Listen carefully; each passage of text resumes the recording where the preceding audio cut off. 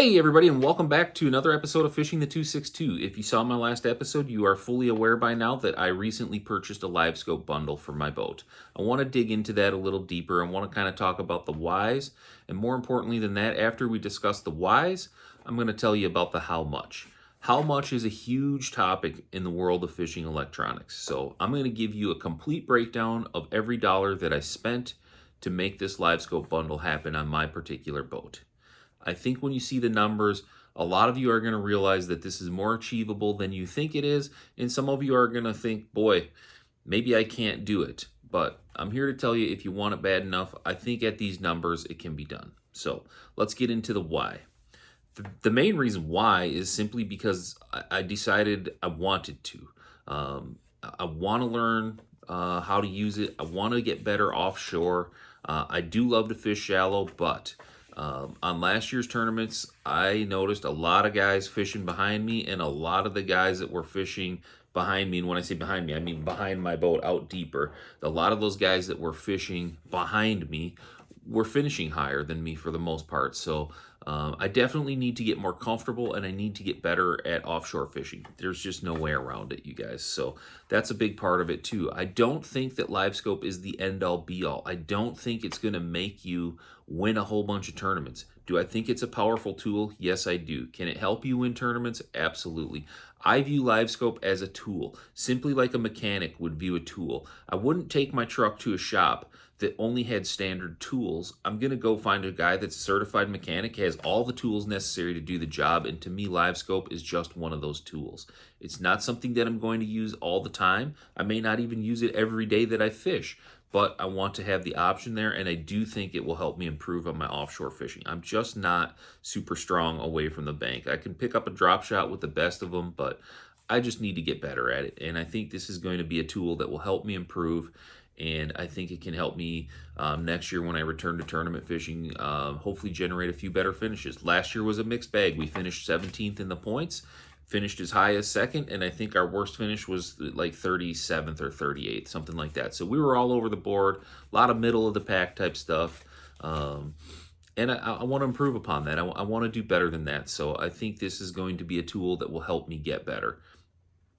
Maybe it won't, but I do believe in it, so I'm going to go that direction, and obviously we've already gone that direction. The purchase has been made, so it's about wanting to, it's about becoming better, becoming more versatile, and hopefully finishing a little bit higher in some of the tournaments that I decide to fish next year. So I'm going to spend this year just kind of having fun fishing with the kids, learning the new electronics, and see if that'll pay any dividends next year if we go back to tournament fishing.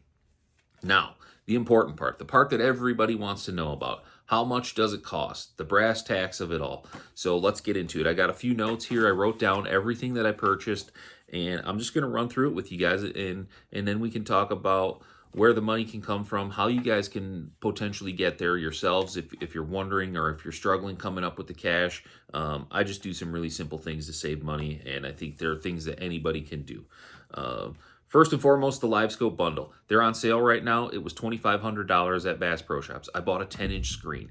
I think one of the big misconceptions out there, you guys, is we turn on MLF or we turn on the Bassmaster Elite Series and we see guys running these big giant 20-inch screens and 15-inch screens and even 12-inch screens. I don't think that's necessary for the average Joe, the weekend warrior like myself. I bought a 10.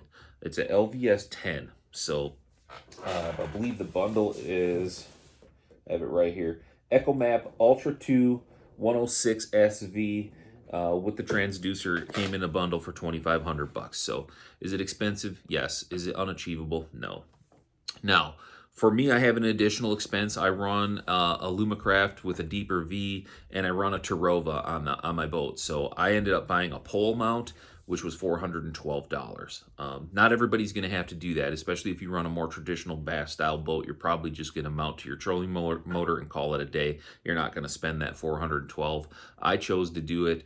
I don't really know of a great way to mount to a Tarova. I'm sure there's something out there. I went with a pole mount. It was $412. I bought it from, I believe it's called Fishing Specialties. They're an outfit out of Colorado. Really neat website. This is not sponsored. Certainly, I'm not a sponsored angler. You just go to their website. You tell them exactly what kind of boat you have, and you narrow it down to the mounts based on the boat that you select. And so they have mounts for a Lumatrack. They have mounts for more traditional bass boats. You name it, they've got it. And it's really easy process to go through and find what you're looking for. So that's where I went for my pole mount. Battery. I'm going to run dedicated power for mine. I've done a lot of reading on this. It seems like they draw about 5 amps on average. These LiveScopes with the black box and a 10-inch screen is going to be somewhere between 3 and 5 amps. I'm already running 2 9s. All my pumps, my live well, my lights is already running off my one battery. I felt like that putting a LiveScope onto that battery would just be too much burden on it. So I went with 27 series AGM. I know there's the argument for lithium, but again, I have to live within a budget just like everybody else I know. So I went with an AGM that cost me $249. I'm still going to have to buy a RAM mount. I haven't done that yet. I don't know which direction I want to go with that. I'll probably figure that out once I get into the actual install, where I want to mount my screen and how I want to accomplish that. But I have budgeted $200 for a mount. Maybe a little more, maybe a little less. I'm expecting it to be between $150 and $200, so I wrote down $200 to be on the high side. And then install accessories. That's every piece of wire, every connector. I'm going to put in a dedicated switch for the unit. Everything. I even had to buy a new wire crimper and stripper, because if anybody that knows me, you know one thing about me. I'm not a fix-it guy. I'm not a toolsy guy. So I actually had to go out and buy a wire strippers to get this thing done. So I spent $100 on install accessories, and that's everything that I've had to purchase. And once I get everything installed, I'll give you guys a quick rundown of how it looks in the boat. But total expenditure before sales tax is $3,461 to put a LiveScope on my boat. Is that expensive? I suppose it's all about perspective and what kind of income you generate, but I think it's achievable. Whether or not it's expensive, that's debatable. It really depends on where you're sitting financially, right? But I think it's achievable for most people. Are there people that are not, because simply just can't spend $3,500? Of course there are, but I think most people that are in this realm that can own boats, drive pickup trucks, they have decent enough jobs that this $3,500 is super achievable, right? How did I get there? I just do some really simple things in my life, you guys. I don't smoke cigarettes. I used to be a 2-pack a dayer. That would be costing me $20 a day if I was still doing that.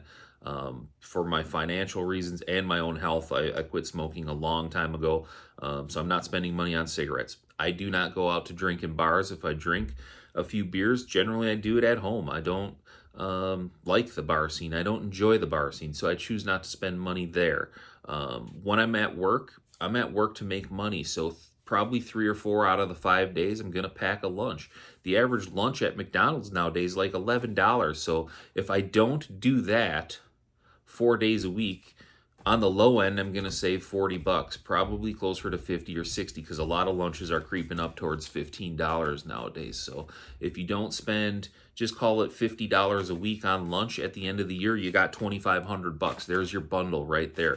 You'll never catch me in the drive-thru at a Starbucks. I just don't spend money on things like that. It's silly to me.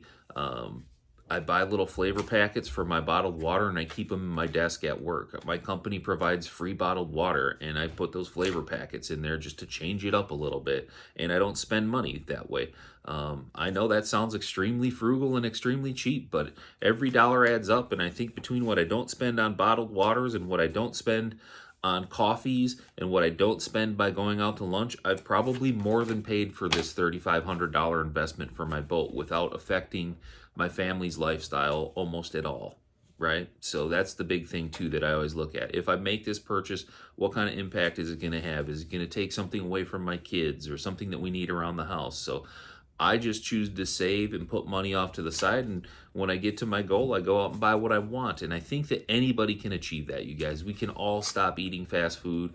We could all spend a little bit less time in the taverns spending money on alcohol. We can all go to Dunkin' Donuts for a cup of coffee rather than Starbucks and save a couple dollars. If you want to get coffee through a drive-thru, you can save a few bucks that way probably. So it's doable. It's achievable. Is it for everybody? Maybe not, but can most people accomplish this? I would say absolutely. You just have to decide that it's something you want and something you're willing to work for. And so that's where I'm kind of at, you guys. I decided I wanted to do this. I started putting the money away, and it's going to end up costing me about $3,500. So I hope you guys find the information useful. Like I said, once I get this all installed, I will go ahead and just give you guys a quick tour of what it looks like actually once it's on the boat, and we will go from there. But I appreciate you guys for tuning into this episode, and I'll catch you guys on the next one. Tight lines, everybody.